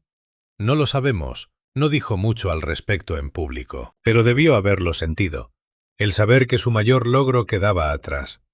Había alcanzado la cima antes de la mediana edad y todo lo demás se compararía con algo que nunca podría recrear. El vagabundo pertenecía a un momento específico de la historia del cine. El cine mudo antes de que el sonido lo complicara todo. Una vez que llegó el sonido, el vagabundo no podía existir de la misma manera. Tendría que hablar, y si hablaba, se volvería específico de maneras que destruirían la universalidad. Así que Charlie lo dejó de lado. Hizo tiempos modernos como un último hurra, una última oportunidad para interpretar al personaje que había creado. Luego él siguió adelante, y el mundo, eventualmente, también lo hizo. El sonido se volvió estándar, el color se volvió estándar, y el lenguaje cinematográfico evolucionó. Las técnicas que Charlie pionero se convirtieron en gramática básica. Sus innovaciones fueron absorbidas y superadas. Las películas mismas comenzaron a verse anticuadas. Para la década de 1960 eran artefactos históricos, importantes, sí, influyentes, absolutamente, pero no contemporáneas. No relevantes para los jóvenes cineastas que intentaban impulsar el cine hacia adelante. Charlie se convirtió en una figura histórica, un anciano en Suiza, recordado pero no especialmente celebrado. La cultura lo había dejado atrás. Entonces ocurrió algo extraño. Las películas regresaron. Nuevas audiencias las descubrieron. Los estudiantes de cine las estudiaron y los críticos las reevaluaron. El momento cultural había cambiado de nuevo, y de repente el trabajo de Charlie volvió a sentirse relevante. Esto ocurrió gradualmente durante los 60 y 70. Las cinematecas comenzaron a mostrar sus películas, las salas de reestreno las programaron, las universidades las enseñaron, y una nueva generación se encontró con el vagabundo. Sin el lastre de haber vivido su popularidad original, vieron las películas con ojos nuevos, las juzgaron por sus propios méritos y las encontraron asombrosas. La comedia física aún funcionaba, los momentos emocionales aún impactaban y el comentario social aún resonaba. La pobreza no había desaparecido, la deshumanización industrial no había desaparecido y las luchas de la gente común contra sistemas demasiado grandes para combatir seguían siendo relevantes. Las experiencias del vagabundo en tiempos modernos hablaban a los trabajadores de fábrica en los 70 con la misma claridad que habían hablado a los trabajadores de fábrica en los 30. Los críticos comenzaron a escribir artículos analíticos serios sobre la técnica de Charlie y examinaron su uso del espacio, su comprensión del ritmo visual y su habilidad para construir gags elaborados que funcionaban perfectamente. La teoría académica del cine se estaba desarrollando. El trabajo de Charlie proporcionaba material rico para el análisis, pero no solo eran académicos. El público común también respondía. Las películas se proyectaban con entradas agotadas. La gente se reía de los mismos gags que habían hecho reír a sus abuelos. La universalidad que Charlie había buscado resultó ser genuinamente universal a través del tiempo. Este redescubrimiento llegó demasiado tarde para que Charlie lo disfrutara profesionalmente. Tenía ya 80 años, vivía en Suiza y ya no hacía películas, pero sabía qué estaba sucediendo. Recibía cartas y leía los artículos. Entendía que su obra había sobrevivido a la transición de entretenimiento contemporáneo a arte clásico. Esa es una trayectoria poco común. La mayoría del entretenimiento popular desaparece en una generación. Los chistes dejan de funcionar, las referencias se vuelven oscuras, el estilo se siente anticuado. Las audiencias futuras tienen que esforzarse para entender lo que la gente veía originalmente en él. La obra de Charlie evitó ese destino. Las películas siguieron siendo accesibles. Podrías mostrar City Lights a alguien que nunca hubiera oído hablar de Charlie Chaplin y la entendería de inmediato. No se requiere contexto histórico. No se necesitaba explicación. La historia funcionaba, las emociones funcionaban y la comedia funcionaba. ¿Pero por qué? Parte de ello es el silencio. Las películas mudas te obligan a prestar atención de manera diferente. Observa rostros, cuerpos, movimientos. Lees las emociones visualmente. Esa es una habilidad que aún poseemos, incluso en una era de entretenimiento cargado de diálogos. El silencio hace que las películas se sientan casi contemporáneas, como si existieran fuera de la historia cinematográfica normal. Parte de ello es la actuación de Charlie. El vagabundo es un personaje tan claro y vívido que trasciende su época. No es un personaje de los años 20 ni de los 30. Es simplemente un personaje. Punto. Sus luchas son luchas humanas, no luchas históricas, y parte de ello es el oficio. Charlie construyó sus películas con tal precisión que funcionan como máquinas. Cada elemento sirve al conjunto, nada se desperdicia, el ritmo es exacto, los desenlaces son merecidos. Este nivel de oficio no envejece porque no depende de la moda o las tendencias. Es excelencia cinematográfica fundamental. El redescubrimiento culminó en 1972, cuando Charlie regresó a Estados Unidos por primera vez en 20 años. Había estado efectivamente exiliado desde principios de los años 50. Su permiso de reingreso revocado mientras viajaba y la acusación era simpatías comunistas. La realidad era que el FBI de J. Edgar Hoover lo había estado vigilando durante años y consideraba su política objetable. Charlie nunca impugnó el exilio legalmente. Podría haberlo hecho, tenía recursos, abogados y apoyo, pero eligió mantenerse alejado. Se instaló en Suiza con Una y sus hijos, rodó allí sus últimas películas y aceptó que Estados Unidos lo había rechazado. Entonces, en 1972, la Academia de Artes y Ciencias Cinematográficas lo invitó de regreso para recibir un Oscar honorífico. Fue un gesto de reconciliación. El clima político había cambiado. La era de las listas negras fue reconocida como vergonzosa, y las contribuciones de Charlie al cine eran innegables. La Academia quería honrarlo antes de que muriera. Charlie aceptó que tenía 83 años. Estaba frágil, usaba bastón.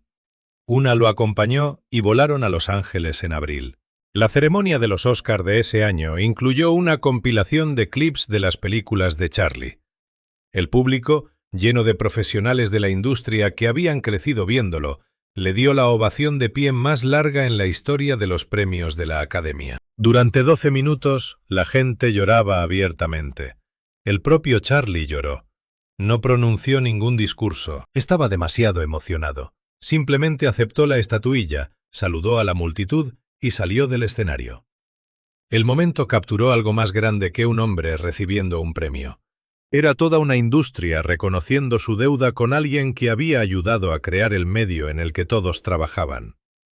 Ese viaje fue la última aparición pública de Charlie. Regresó a Suiza y vivió tranquilamente otros 5 años. Su salud decayó lentamente. El brillante control físico que había definido su carrera había desaparecido. Necesitaba ayuda para las tareas básicas. Su mente permaneció aguda, pero su cuerpo finalmente había cedido. El día de Navidad de 1977, Charlie Chaplin murió mientras dormía en su casa de Vevey. Tenía 88 años. La noticia se extendió globalmente en cuestión de horas. Aparecieron obituarios en todos los periódicos importantes. Las cadenas de televisión interrumpieron su programación para anunciar su muerte. Líderes mundiales emitieron declaraciones. La respuesta fue abrumadora, pero esto es lo extraño. A pesar del duelo global, a pesar del reconocimiento de su importancia, la muerte de Charlie no se sintió como el fin de una era, porque la era ya había terminado décadas antes. El mundo al que pertenecía Charlie, el mundo del cine mudo, el vodevil y la comedia musical, había desaparecido mucho antes que él. Había sobrevivido a su propia relevancia por 40 años. Había visto el cine evolucionar más allá de él, visto a nuevos cineastas usar técnicas que él había pionero sin saber de dónde venían, visto al público olvidar y luego redescubrir su obra. Había sido celebrado simultáneamente como figura histórica e ignorado como artista contemporáneo. Ese es un legado complicado de dejar. Por un lado, su influencia está en todas partes. Cada comediante físico que vino después de él aprendió de él. Cada cineasta que utiliza la narración visual aprendió de él. Cada artista que intenta equilibrar la comedia y el patetismo está trabajando en un territorio que él cartografió. Por otro lado, su contribución específica puede sentirse invisible porque ha sido absorbida tan completamente. Las innovaciones que lo hicieron revolucionario se convirtieron en práctica estándar. El registro emocional que creó se convirtió en el modo predeterminado para un cierto tipo de cine. Triunfó tan completamente que su éxito se borró a sí mismo. El público moderno que ve City Lights no piensa que esto sea cine revolucionario. Piensa que es una buena película. El aspecto revolucionario es invisible porque ahora es normal. Esa es la paradoja de ser verdaderamente influyente. Cambias las cosas tan fundamentalmente que la gente olvida que alguna vez hubo otra manera. Charlie entendió esto, probablemente porque había vivido suficientes cambios culturales como para reconocer lo rápido que el presente se convierte en pasado. Había visto sus propias técnicas pasar de vanguardistas a estándar, luego a anticuadas y después a clásicas, y había experimentado el ciclo completo. Lo que quizás no entendió es cuán completamente su imagen dominaría su legado. No Charlie Chaplin el cineasta, no Charlie Chaplin el hombre de negocios, o la figura política, o el ser humano complejo. El vagabundo, eso es lo que sobrevivió con más fuerza. El hombrecito con el bastón, el sombrero hongo y la chaqueta demasiado ajustada. El personaje que Charlie creó en sus 20 años y que interpretó durante 2 décadas. Esa imagen se volvió más grande que la persona que la creó y más grande que las películas en las que apareció. Se convirtió en un icono en el sentido más verdadero. Los iconos no envejecen, existen fuera del tiempo. El vagabundo no pertenece a los años 20 o 30, pertenece a la colección permanente de la imaginería humana. Como Hamlet o Don Quijote o Mickey Mouse, estas figuras trascienden sus orígenes y se convierten en parte de cómo nos entendemos a nosotros mismos. Eso es lo que Charlie logró, no mediante una planificación cuidadosa o una gestión estratégica de su carrera, sino a través de la intuición, el oficio y un trabajo incansable. Creó algo que resonó tan profundamente en tantas personas que se volvió permanente. Pero la permanencia tiene su costo. El icono eclipsó a la persona. El vagabundo eclipsó a Charlie. Todo lo demás que hizo, todas sus otras películas, todos sus otros personajes, todos sus otros logros, existió a la sombra de esa única creación. ¿Fue eso justo? Probablemente no. Las últimas películas de Charlie merecen más atención de la que reciben, y su perspicacia para los negocios merece reconocimiento. Su supervivencia a través de décadas de cambios en la industria merece respeto, pero la cultura no distribuye la atención de manera justa. Se aferra a ciertas imágenes y las retiene para siempre, mientras deja que otras cosas se desvanezcan. Charlie obtuvo la inmortalidad, pero solo para una parte de su obra, y el resto se convirtió en notas al pie. Esa es la oferta de la fama. Puedes vivir para siempre, pero solo la versión de ti que capturó la imaginación de la cultura. Todo lo demás desaparece. ¿Aceptó él ese trato voluntariamente? No podemos saberlo. Nunca dejó de trabajar. Nunca dejó de probar cosas nuevas. Nunca pareció contento con simplemente descansar en sus logros tempranos. Eso sugiere que quería más que ser recordado por el vagabundo. Quería ser recordado como un artista que creció, cambió y se adentró en nuevos territorios. Pero la cultura tomó su decisión. El vagabundo era lo que quería de él y lo que conservó. Todo lo demás fue apreciado por algunos, ignorado por la mayoría y gradualmente olvidado por casi todos. Esta es la realidad para los artistas que crean algo genuinamente icónico. El icono cobra vida propia, deja de ser algo que controlan y se convierte en algo que posee la cultura. Mickey Mouse ya no pertenece a Disney, en realidad no.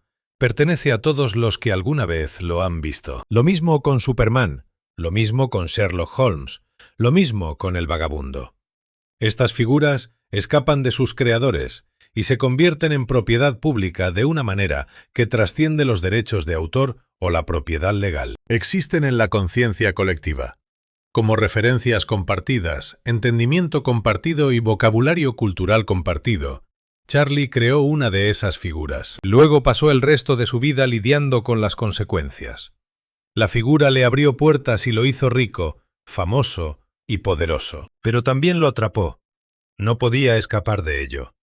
No podía crear nada más que resonara con fuerza. Él fue el creador del vagabundo, y eso lo definió para siempre. Los artistas sueñan con crear algo que perdure, algo que sobreviva más allá de su propia vida, algo que se convierta en parte del paisaje cultural permanente. Charlie logró ese sueño tan completamente que consumió todo lo demás. El vagabundo existirá mientras exista el cine, mientras la gente vea películas. Verán luces de la ciudad, tiempos modernos y la quimera del oro. El personaje seguirá siendo vívido, inmediato y significativo. Ese es el logro que Charlie quería, pero tuvo un precio. El hombre desapareció detrás del personaje. El ser humano complicado, difícil, brillante y imperfecto llamado Charlie Chaplin se convirtió en una nota al pie de su propia creación. Recordamos al icono, olvidamos a la persona. Quizás eso sea aceptable, quizás incluso preferible. Los iconos cumplen un propósito que los humanos individuales no pueden. Representan ideas, emociones y experiencias que trascienden a cualquier persona. El vagabundo representa algo sobre la resiliencia y la dignidad humana que es más importante que la biografía personal de Charlie. Aún así, hay algo triste en ello. Un hombre vive 88 años y crea docenas de películas, construye negocios, cría hijos y navega por la agitación política. Sobrevive a tragedias personales, experimenta toda la complejidad de la existencia humana. Todo eso se reduce a una imagen, un personaje, un icono. Ese es el legado de Charlie, no la complejidad total de su vida, sino la simplicidad del vagabundo. El hombrecillo que no se rinde, que enfrenta cada dificultad con dignidad, que sigue siendo humano a pesar de todo lo que el mundo le arroja. Esa imagen perdurará mucho después de que todos los que conocieron a Charlie personalmente se hayan ido, mucho después de que la última persona que vio sus películas en cines haya muerto. El icono sobrevive a todo. Y Charlie, donde quiera que esté, probablemente entiende que así era como siempre terminaría. Murió en la mañana de Navidad de 1977. Ese detalle parece demasiado perfecto para ser real, pero es Charlie Chaplin quien construyó su carrera sobre el sentimiento y la emoción cuidadosamente orquestada. Dejó el mundo en el día más asociado con la calidez, la familia y la conexión humana. Tenía 88 años. Había vivido en Suiza durante 25 años. En ese punto estaba exiliado de Estados Unidos por su propia elección, después de que el país dejara claro que no era bienvenido. Los últimos años fueron tranquilos. Ya no hacía películas. Su salud se había deteriorado. El hombre que había pasado décadas en constante movimiento físico, cuyo cuerpo había sido su instrumento principal, ahora estaba confinado a una silla de ruedas. Sus movimientos eran limitados, su energía disminuida. Pero estaba rodeado de su familia. Una estaba allí, y 8 de sus hijos también estaban presentes. La casa en Vevey daba al lago de Ginebra. Estaba llena de personas que lo amaban, y eso ya es algo. Después de todo el caos, la controversia y el juicio público, terminó su vida en un lugar de paz, con personas que eligieron estar allí. Los obituarios fueron enormes y todos los principales periódicos del mundo publicaron extensos artículos sobre su muerte. Repasaron su carrera, sus logros y sus controversias. Lo llamaron genio y complicado. Reconocieron sus defectos mientras celebraban sus contribuciones al cine. Los homenajes llegaron de colegas cineastas, actores, escritores y críticos. Todos tenían algo que decir sobre lo que Charlie significaba para el arte. Y el funeral fue pequeño y privado. Fue exactamente como él quería, sin espectáculo público, sin gran ceremonia, solo la familia y los amigos cercanos reunidos para despedirse. Fue enterrado en el cementerio de Corsier-sur-Bebey, una parcela modesta en un tranquilo pueblo suizo. La lápida era simple, su nombre y las fechas, nada más. Para un hombre que había pasado su vida actuando para millones, el final fue notablemente discreto. Pero la muerte no fue del todo el final de la historia de Charlie. 3 meses después del entierro, 2 hombres entraron al cementerio en mitad de la noche, desenterraron su ataúd y robaron su cuerpo. Esto realmente sucedió. Suena como una broma extraña, algo demasiado absurdo para ser verdad. Pero en marzo de 1978, el cadáver de Charlie desapareció y la familia recibió demandas de rescate. Los ladrones de tumbas querían dinero. Pensaban que podían extorsionar a la familia Chaplin reteniendo los restos de Charlie como rehenes. Estaban equivocados. Una se negó a pagar. Les dijo a la policía que estaba segura de que Charlie habría encontrado toda la situación ridícula. Las autoridades finalmente atraparon a los hombres, 2 mecánicos desempleados, que habían urdido este plan por desesperación. Habían escondido el ataúd en un campo de maíz. El cuerpo fue recuperado, vuelto a enterrar, y esta vez la tumba fue reforzada con hormigón para evitar futuros intentos. Incluso en la muerte, Charlie no pudo escapar del absurdo. El hombre que había construido su carrera sobre situaciones ridículas, sobre la colisión entre la dignidad y el caos, se convirtió en el tema de un último episodio de comedia oscura. Es casi apropiado que su legado después de la muerte siguiera un patrón predecible. La primera ola de homenajes dio paso a una reevaluación. Los críticos comenzaron a examinar su obra con nuevos ojos. Algunas de las películas que habían sido desestimadas o pasadas por alto durante su vida ganaron una nueva apreciación. Los académicos comenzaron a escribir estudios serios sobre su técnica, sus temas, su influencia en el cine. El vagabundo se convirtió en objeto de análisis académico, diseccionado, interpretado y teorizado. Las escuelas de cine enseñaban su obra como textos fundamentales. Estudiantes que nunca habían oído hablar de Charlie Chaplin antes de la universidad, de repente tenían que ver Luces de la ciudad y Tiempos modernos, y escribir ensayos sobre narración visual, comedia física y la economía de la era de la depresión. Las películas entraron en el canon, esa categoría vaga pero poderosa de obras que se consideran esenciales, importantes, dignas de preservación y estudio. Los museos realizaron retrospectivas, los archivos restauraron sus películas, devolviéndolas a su estado original. Las copias granuladas y rayadas que habían circulado durante décadas fueron reemplazadas por versiones limpias y nítidas que permitieron al público ver la obra tal como fue concebida originalmente. Nuevas generaciones lo descubrieron.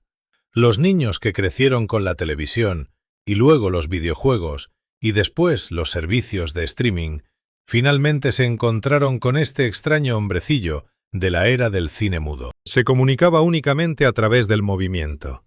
Algunos conectaron con ello de inmediato, pero otros lo encontraron aburrido, lento, incomprensible. La cultura se había alejado tanto de la época de Charlie que su obra requería traducción, contexto, explicación. Pero nunca desapareció por completo. El vagabundo seguía siendo reconocible incluso mientras el mundo cambiaba. Esa silueta, el bastón, el andar, el bigotito, personas que nunca habían visto una película de Chaplin, aún podían identificar al personaje. Ese es el poder de la verdadera iconografía. Trasciende su contexto original y se vuelve algo permanente. Mientras tanto, las controversias se desvanecieron, no porque se resolvieran, explicaran o justificaran, sino porque el tiempo tiene la capacidad de suavizar las asperezas. Las acusaciones políticas de la era McCarthy parecían cada vez más absurdas a medida que la Guerra Fría terminaba y el pánico sobre el comunismo se disipaba. Los escándalos personales se convirtieron en notas al pie históricas, detalles interesantes en biografías, pero ya no en fuentes de indignación activa. La cultura decidió recordar el arte y dejar que el resto se redujera a ruido de fondo. Esto no era exactamente perdón, era más bien una amnesia colectiva, las cosas que habían parecido tan urgentes e importantes. Durante la vida de Charlie, los escándalos perdieron su fuerza y nuevos escándalos reemplazaron a los antiguos. Nuevas controversias exigían atención, el mundo siguió adelante y los pecados específicos de Charlie se volvieron menos relevantes. Lo que permaneció fue la obra. Las películas todavía existían, todavía se proyectaban y todavía hacían reír y llorar a la gente. Eso se convirtió en su defensa, su justificación, su redención, independientemente de lo que hubiera hecho. Cualesquiera que fueran los errores que hubiera cometido, cualquier daño que hubiera causado, la obra sobrevivió, y la obra era buena. Era tan buena que justificaba mantener vivo su nombre y mantener sus películas en circulación. Justificaba mantener al vagabundo caminando por el panorama cultural década tras década.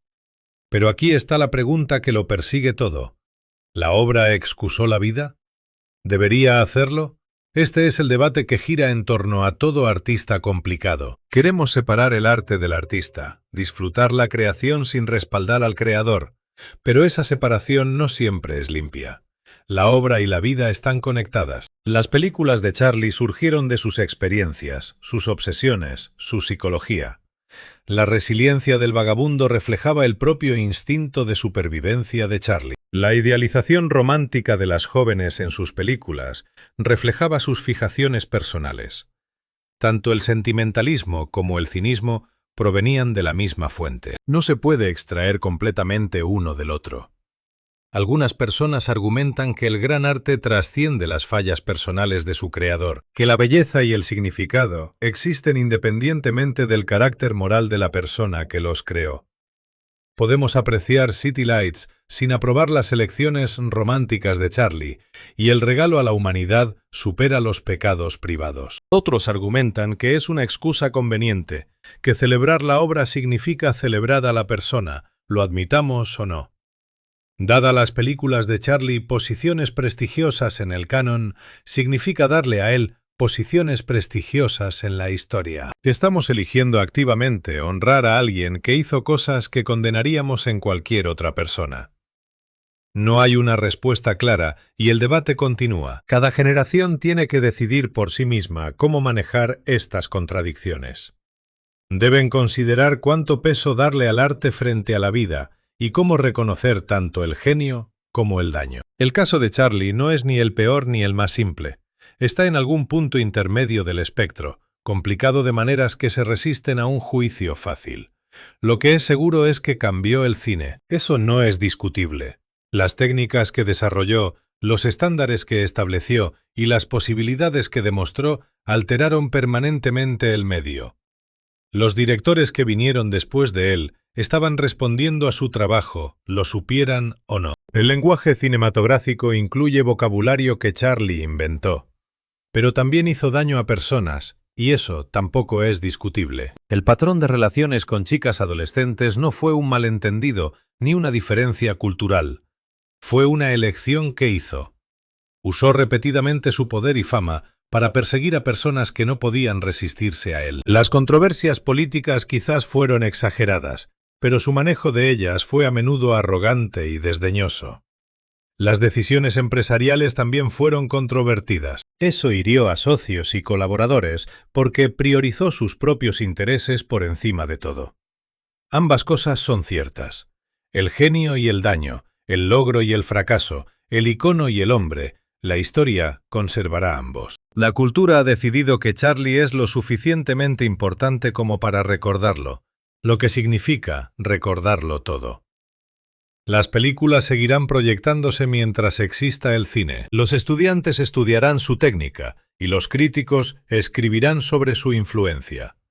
El vagabundo caminará por la imaginación de generaciones futuras que no tienen conexión con el mundo del que vino Charlie. Pero los detalles biográficos también seguirán estando disponibles. Las controversias permanecerán en el registro y el patrón de comportamiento quedará documentado. Cualquiera que quiera conocer la historia completa podrá encontrarla. Eso probablemente sea el equilibrio adecuado, no borrar ni el logro ni las complicaciones, pero manteniendo ambas cosas en tensión, reconociendo que los humanos son capaces de crear belleza mientras también causan daño. Que el genio no excusa el daño, que podemos apreciar lo que alguien construyó mientras también reconocemos lo que destruyó. Charlie entendía la actuación mejor que casi nadie. Sabía cómo construir una imagen, cómo presentar una versión de sí mismo al mundo. El vagabundo fue la actuación definitiva, un personaje tan cuidadosamente elaborado que se volvió más real que la persona detrás de él. Pero la vida no es una actuación que puedas controlar completamente. La verdad se filtra eventualmente, y la persona privada emerge a pesar de todos los esfuerzos por manejar la imagen pública. Charlie pasó su carrera tratando de mostrar al público lo que quería que vieran, pero la historia lo ve todo. El panorama completo emerge con el tiempo, y el icono y el hombre existen juntos, ahora inseparables. Cuando vemos City Lights, estamos viendo tanto al brillante cineasta que entendía la emoción, el ritmo y la narración visual mejor que casi nadie. Era el hombre complicado que tomó decisiones que hirieron a personas y usó su poder irresponsablemente. No estuvo a la altura de los ideales que sus películas promovían. Quizás eso sea apropiado, quizás sea honesto. Trump representaba un ideal de dignidad humana y resiliencia. Charlie representaba la realidad desordenada del fracaso y la contradicción humana. Ambas son reales, ambas importan. La obra perdura porque capturó algo verdadero sobre la experiencia humana. Las complicaciones perduran porque también son ciertas sobre la experiencia humana. Todos somos contradicciones, y todos somos capaces de crear belleza y causar daño. Todos estamos tratando de ser mejores de lo que somos, mientras fracasamos con frecuencia. Charlie simplemente lo hizo a mayor escala, de manera más pública, con apuestas más altas y consecuencias mayores. Su historia no es un cuento moral con una lección clara, es solo una vida. Es tan complicada y contradictoria como cualquier vida vivida frente a millones. El vagabundo nos sobrevivirá a todos, y ese personaje existirá mientras la gente vea películas. El hombrecito con el bastón y el contoneo y la determinación de mantener la dignidad a pesar de todo. Esa imagen es permanente. Charlie Chaplin como persona se desvanecerá. Ya se está volviendo históricamente distante. Alguien de quien leemos en lugar de alguien que sentimos conocer. La memoria viva de él está desapareciendo. Las últimas personas que vieron sus películas en cines, que siguieron su carrera en tiempo real, están falleciendo. Pronto será completamente histórico, una figura de otra época que requiere explicación y contexto. Pero el vagabundo seguirá siendo inmediato. Esa es la extraña magia del cine. La actuación capturada en película sigue viva de una manera que el actor no puede. El cuerpo de Charlie está enterrado en Suiza, reforzado con concreto para mantenerlo allí. Pero el vagabundo sigue caminando, sigue cayendo, sigue levantándose, sigue haciendo reír y llorar a la gente. Sigue representando algo esencial sobre la resiliencia humana, la dignidad y la negativa a ser derrotado. Ese fue el regalo de Charlie al mundo, un personaje que trasciende el tiempo, que habla de algo universal en la experiencia humana. El costo de crear ese regalo fue alto para el propio Charlie, para las personas a su alrededor y la complejidad y contradicción enterradas bajo el icono. Pero el regalo permanece, eso es lo que nos queda. No, la historia simple de un genio, no, la historia simple de un villano, sino la historia complicada de un ser humano. Creó algo que lo sobrevivió, algo que importa, algo que seguirá importando. El vagabundo sigue caminando, y Charlie Chaplin. Donde quiera que esté, observa desde la distancia. El creador y la creación para siempre vinculados, para siempre separados. Uno inmortal, uno ido. Así es como termina. El hombrecito camina hacia la niebla al borde del encuadre. Lo ha hecho 100 veces antes en una docena de películas diferentes. Siempre avanzando, siempre solo o casi solo, siempre incierto de lo que viene después. Esa imagen repetida con variaciones a lo largo de décadas se convirtió en la firma. No un final feliz, no un final triste, solo continuación. El camino continúa, el vagabundo va con él. Ahí lo dejamos.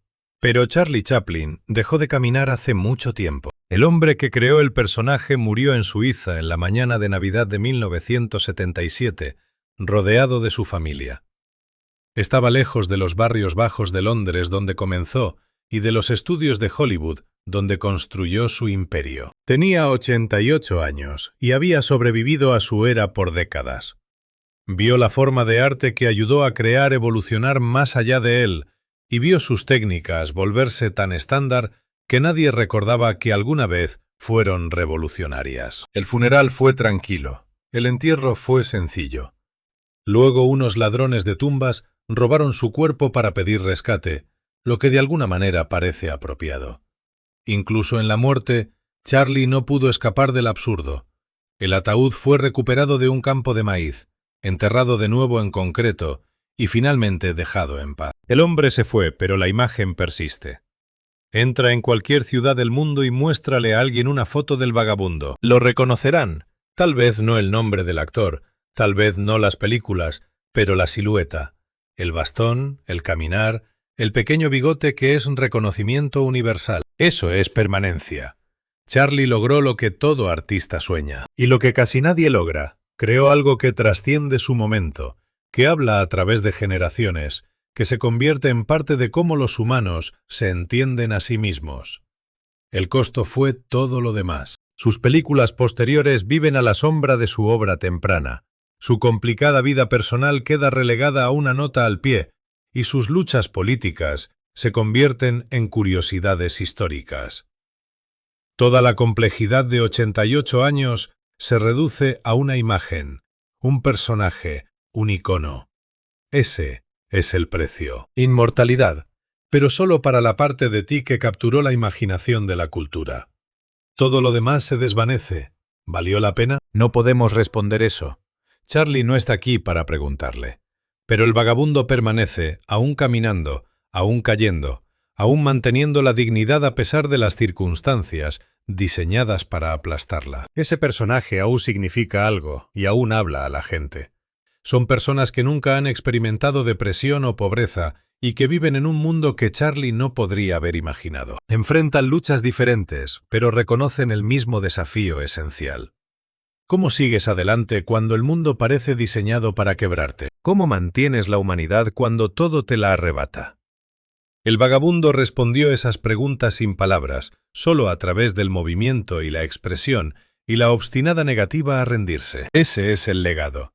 No los escándalos, ni la política, ni el imperio empresarial, ni las relaciones complicadas. Solo una figura caminando por un camino, girando el bastón, moviendo los hombros, dirigiéndose hacia algo incierto, pero avanzando de todos modos. Esa imagen contiene más verdad sobre la experiencia humana que la mayoría de los tratados filosóficos. Charlie entendió algo fundamental, lo tradujo en movimiento, y la traducción sobrevivió. El cine ha cambiado por completo desde la época de Charlie. Llegó el sonido, luego el color, luego lo digital, luego el streaming, luego lo que sea que venga después. La tecnología se transforma constantemente, los modelos de negocio cambian, la capacidad de atención del público supuestamente se reduce, pero el vagabundo sigue funcionando. Puedes mostrar luces de la ciudad a alguien que nunca ha visto una película muda y la entenderá de inmediato. El lenguaje que Charlie desarrolló sigue siendo legible. Esa es la prueba del arte genuino.